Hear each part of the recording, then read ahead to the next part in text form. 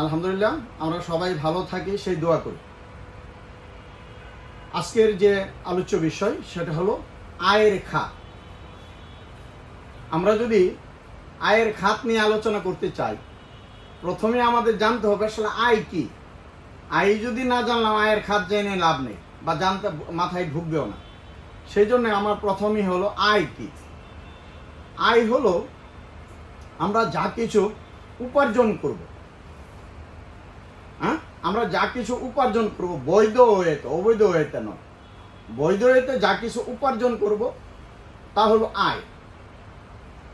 যেমন আমরা বলি আমি চাকরি করি, তাহলে চাকরি থেকে একটা উপার্জন হয়। আমি ব্যবসা করি, ব্যবসা থেকে একটা উপার্জন হয়। আমি বিদেশে থাকি, বিদেশ থেকে একটা আর্নিং হয়। আমি কৃষি কাজ করি, কৃষি থেকে উপার্জন হয়। কৃষির মধ্যে যেমন বিভিন্ন আছে, কৃষির মৎস্য ফার্ম করি, সেখান থেকে একটা উপার্জন হয়। আমি ফুলের বাগান করি, সেখান থেকে একটা উপার্জন হয়, সেটা কৃষির মধ্যে পড়ে। তারপরে আমরা যেমন আমি আজকে লেকচার দিচ্ছি, সেখান থেকেও আমার একটা উপার্জন হইতে পারে।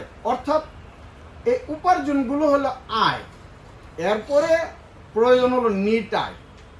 আমরা পরে আলোচনা করব এগুলো আসলে আয় কি, কর বা ট্যাক্স কি।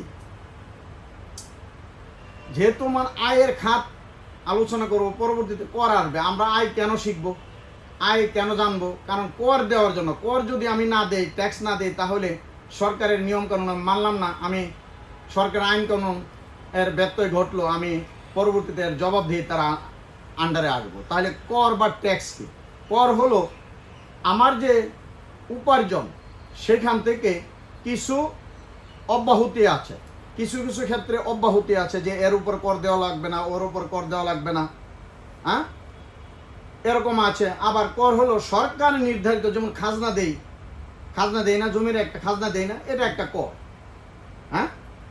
তো এই ধরনের কর হলো সরকার নির্ধারিত উপায় বা পন্থায় যে সরকারকে যে আমি যে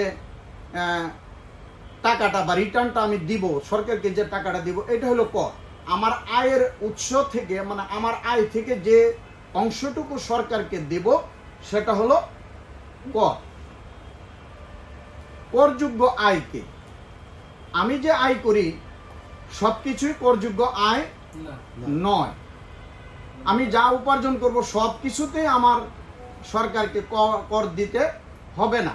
যেমন আমি বেতন থেকে বা অন্যান্য জিনিস থেকে আমার যে মোট আয় হবে, আমার যে উপার্জন হবে, সেখান থেকে আপনারা জানেন যে পুরুষ, একজন ব্যক্তি পুরুষের ক্ষেত্রে, ব্যক্তির ক্ষেত্রে 3.5 লক্ষ টাকা করমুক্ত, অর্থাৎ শূন্য কর, অতটা কর দিতে হবে না, রাইট? তাহলে এই যে 3.5 লক্ষ টাকা, যদিও গভর্নমেন্ট সেটাকে যদি কমপক্ষে 10 লক্ষ টাকা করতো, সেটা ভালো হইতো। কারণ কি, মানুষের জীবন ধারণের জন্য 3 লক্ষ বা 3,50,000 টাকা কোনো টাকাই না।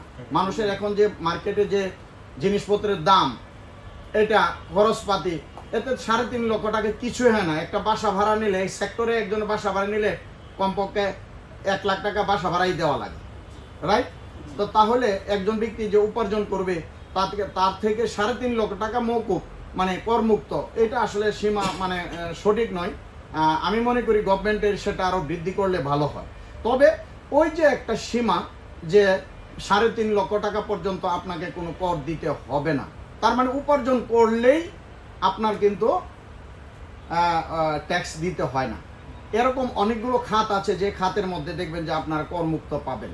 গভর্নমেন্টের অনেক ডিক্লারেশন আছে। যেমন যদি আপনি কোনো জায়গায়, যেমন সাপোজ কিনেন, জীবন বীমা বা এসব ক্ষেত্রে দেখবেন যে আলোচনার মধ্যে আসবে, ওইখানে যদি আমরা ইনভেস্ট করি, তাহলে ওইগুলা করমুক্ত থাকে, রাইট?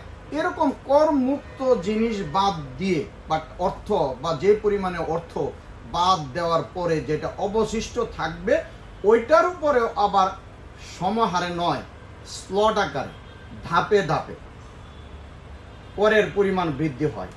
একটা পর্যায়ে গিয়া সীমিত, আর যত আয় হোক ওইটার উপরে এর চেয়ে বেশি আর কর দিতে হয় না। তো ওই হলো যে গভর্নমেন্টকে যে আমরা যে টাকাটা দিব, যে অর্থটা মানে দিব আমার উপার্জনের বিনিময়ে, আমি যেহেতু